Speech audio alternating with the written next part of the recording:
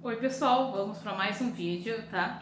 Ainda para essa quarta atividade do segundo bimestre. Só que hoje agora eu vou falar de força de atrito, tá bom? Unidade 8, página 189, tá bom? Bom, eu coloquei aqui um desenho de um bloco, tá? E nesse bloco tem as duas forças comuns dele. Ele tem a força peso, porque ele tá no planeta Terra, tá?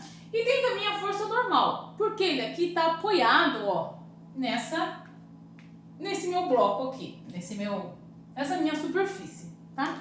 Ele está apoiado aqui e tem então a força normal. Bom, o atrito, ele vai depender da superfície e da força que é feita. Se eu tentar empurrar esse bloco aqui, ó, com uma força F, tá?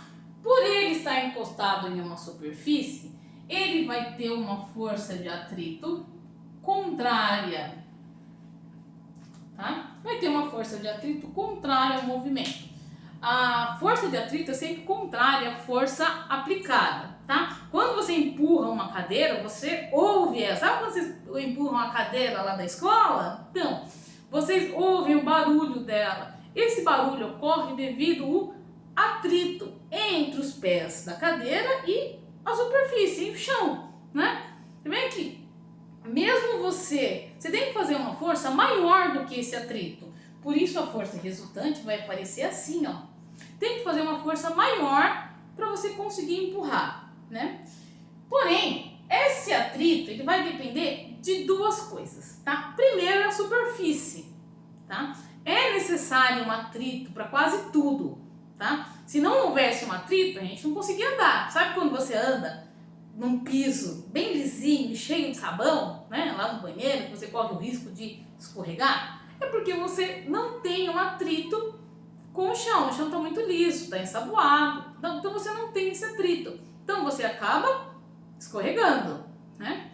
Sabe quando, se não houvesse um atrito, os carros não conseguiriam andar, não conseguiriam fazer curvas, né? Porque ele precisa ter uma aderência, chamada, no caso de veículo é muito chamado de aderência. Você vê em Fórmula 1, você ouve muito falar isso, né? Aderência, né? Aderência dos pneus, quer dizer, é o contato do pneu com o asfalto, né? Do pneu com o piso onde ele está se locomovendo, tá? E essa característica da superfície é representada pelo coeficiente de atrito, tá? Então, anotem aí. Coeficiente de atrito. Tem um piso aqui em casa que ele tem um monte de pedrinhas, né? Essa pedrinha serve para mudar o coeficiente de atrito e deixar áspero, né? Deixar aí a superfície áspera a ponto de aumentar o atrito, tá? É simbolizado por essa letra aqui, ó, que é uma letra grega chamada Mi.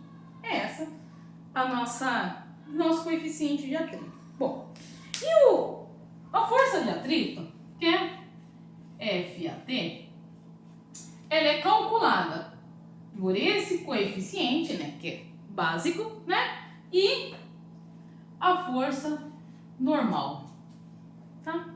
Por que a força normal ou força de sustentação, tá?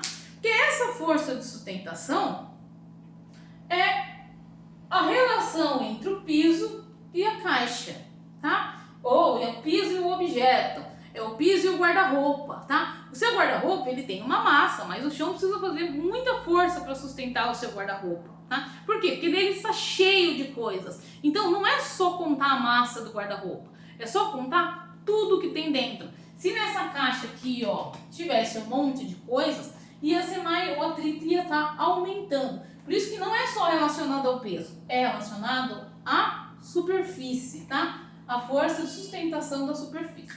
Geralmente, e nos exercícios dessa apostila, ela está assim, ó. Você pode calcular assim: força de atrito, coeficiente, vezes a massa de todo objeto que está aqui, vezes a gravidade. Pode calcular assim.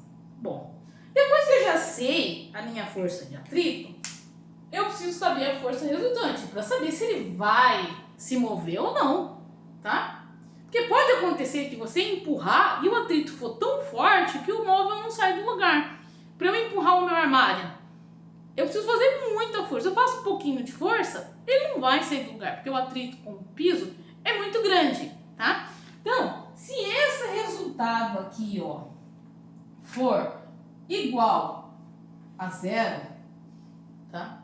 Até igual a zero, o objeto não se move. Quer dizer, ele continua aí em repouso, tá? Agora, se ele for maior que zero, tá? Se move com aceleração.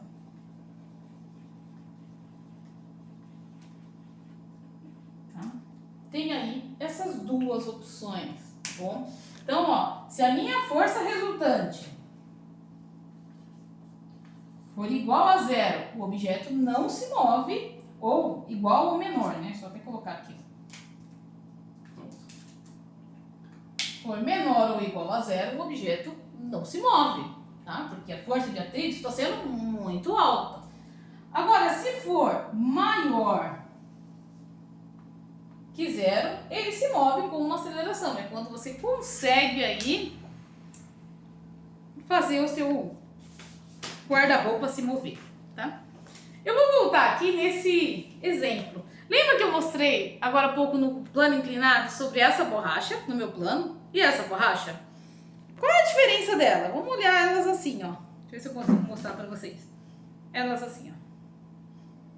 Essa aqui, ela não tem essa proteção, tá? Ela é uma borracha, de borracha, tá? E não tem essa proteção. Então, quando eu coloquei ela no meu plano inclinado, olha o que aconteceu. Ela demorou muito para cair, ó. Eu quase tenho que inclinar 90 graus para ela cair. Por quê? Porque ela tem um atrito, esse material dá um atrito muito grande com o papelão. Até porque o meu papelão eu coloquei umas fitas para ele ficar, para ele ter um atrito maior, tá? Aumentar o coeficiente de atrito. Já essa daqui tem essa capinha protetora que é bem lisinha, tá? Então, isso diminuiu muito o atrito da borracha com o papelão. Então, ó, eu começo, ó, a levantar e ela já cai, ó, tá? Devido-se. Essa inclinação e o momento em que ela começa a descer é chamado de ângulo crítico, tá? Tem uma ilustração na apostila de vocês, tá? E tem também alguns exemplos, como calcular, tem aí na apostila de vocês, tá? Então acompanhe sobre o ângulo crítico. Não tem muitos exercícios sobre isso, ele só faz um comentário, mas eu acho legal saber, ainda mais vocês aí que estão estudando aí pro vestibular, tá bom? Bom, eu vou fazer, como sempre, um exercício aí com vocês para fixar. Esse exercício é parecido com o que eu vou deixar em atividade complementar, então vale a pena ele ter no caderno, tá? Ele está na apostila. Deixa eu ver se ele está na apostila. Não, ele não está na apostila. Não, porque eu tive que fazer umas mudanças dele para ele ficar um pouquinho mais explicativo para servir de exemplo. Então ele não está na apostila. Então abre aí o caderno, deixa ele no caderno, tá? Mas continuem, mas tentem fazer os da apostila, tá? Porque os da apostila também são bem legais para calcular. Eu vou usar esse desenho mesmo, tá? Só vou apagar aqui embaixo.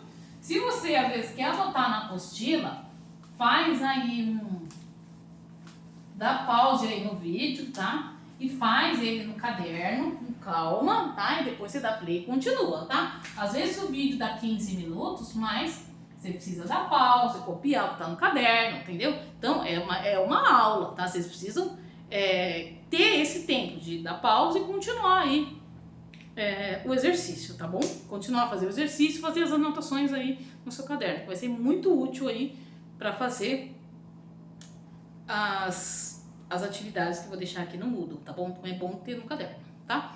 Então aqui, ó, eu usei até o mesmo desenho, tá? Vamos supor que esse meu objeto aqui, todo ele tenha, vou até fazer de outra cor, né? Tem aqui, ó, 120 quilos. É fácil empurrar alguma coisa de 120 quilos? Não, não é fácil, né? Precisa ser bem fortinho, né? Para poder fazer isso. Então, como eu preciso ser muito forte, eu fiz uma força de 600 newton, né? E essa superfície aqui, ó, chamada superfície rugosa aqui, ó, essa superfície tem um coeficiente de atrito de 0,3, tá? Esses são os valores já do enunciado.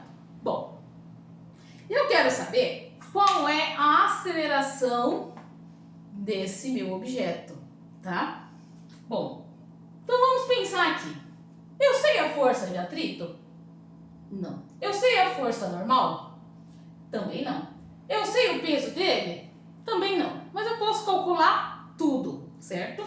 Bom, aqui o peso dele é de 1.200 newton. Lembrando que o peso é a massa vezes a gravidade. Gravidade eu sempre vou deixar 10, tá? Dos exercícios do Moodle, dos exercícios que eu faço aqui, sempre vai ser 10, tá? Então, 120 dividido por 1.200, ou 120 vezes 10 dá 1.200. Se ele está fazendo 1.200 de força aqui, a minha força normal também tem que ser de 1.200, pelo menos. Então, a minha força de atrito aqui vai ser massa, vai ser o coeficiente vezes a massa vezes a gravidade. Força de atrito igual 0,3 vezes 120 vezes 10. FAT igual, posso multiplicar tudo direto, vai dar, eu fiz a continha antes que deu 360 newtons. Bom, então, minha força de atrito aqui é de 360 newtons. Ó como ficou a minha ilustração, né? Ficou com um monte de coisa, porque eu tô deixando ela bem preenchida para não ocorrer dúvida na hora de eu fazer o cálculo final, tá? Bom, aí eu preciso saber a minha força resultante para eu saber a aceleração, tá? Lembra? Eu passei agora há pouco para vocês, ó. Força resultante é igual a massa vezes a aceleração. Então, eu preciso saber a minha força resultante. Então, tem duas forças opostas aqui. Então, a minha força resultante vai ser a força que eu apliquei menos a força de atrito igual a massa do objeto vezes a aceleração. Tem que fazer passo a passo, tá bom? Tá? Então, aqui, 600 menos 360 igual 120 vezes A. Quanto que dá isso aqui? Facinho, hein? Conta de menos. Cuidado para não multiplicar aqui, tá? Dá 240 igual 120 vezes A, tá? 240 dividido por 120 igual a. Minha aceleração igual a 2 metros por segundo ao quadrado. Lembrando que aqui, ó, a minha força resultante deu maior que zero, tá? Então, ele está se movendo sim, tá?